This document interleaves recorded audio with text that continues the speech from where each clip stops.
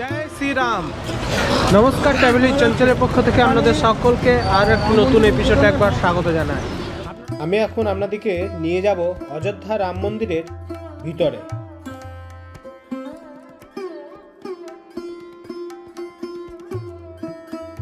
এখন আমি আপনাদেরকে দেখাচ্ছি অযোধ্যা মন্দিরের পুরো সামনের অংশটা।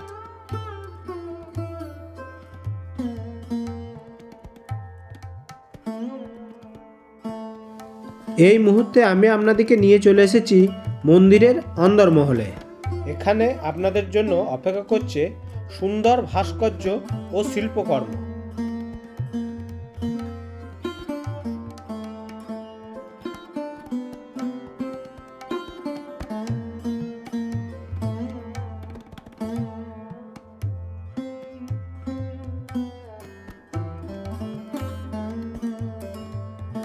এই মন্দিরটি 2.7 একর জমির উপর নির্মাণ করা হয়েছে।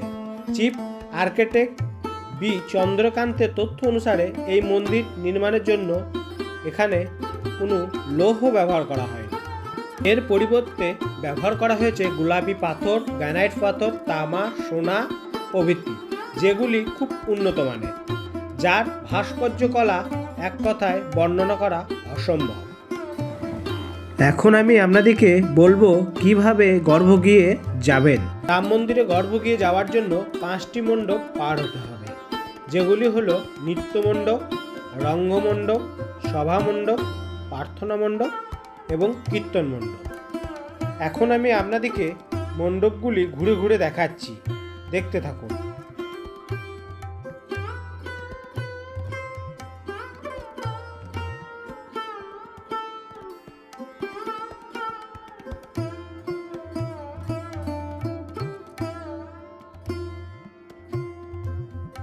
পাঁচটি মণ্ডপ পেরিয়ে আপনাদেরকে প্রবেশ করতে হবে গর্ভগৃহে।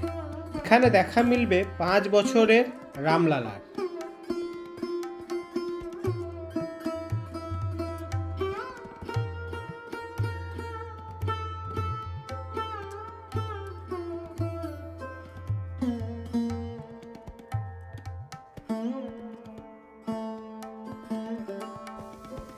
এই মন্দির 392টি স্তম্ভের উপর দাঁড়িয়ে আছে এবং প্রত্যেকটি স্তম্ভে 16টি করে মূর্তি খোদাই করে বসানো হয়েছে এবং এই মন্দিরে 44টি দরজা রয়েছে, তার মধ্যে 14টি সোনা দিয়ে মরা। আর আমি তার মধ্যে একটি আমি আপনাদেরকে দেখাচ্ছি। এটি হলো একটি সোনার দরজা, যার প্রত্যেকটি অংশ সোনা দিয়ে মরা আছে। গোটা মন্দির ফুল দিয়ে সাজানো হয়েছে, যা অবর্ণনীয়।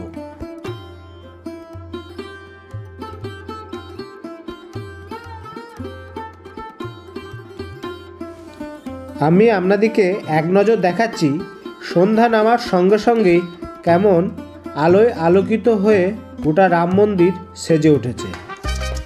রাম মন্দিরের ইনসাইড ভিউ আপনাদের কেমন লাগলো? যদি ভিডিওটি আপনাদের ভালো লেগে থাকে অবশ্যই কমেন্ট বক্সে জয় শ্রীরাম লিখে জানাবেন।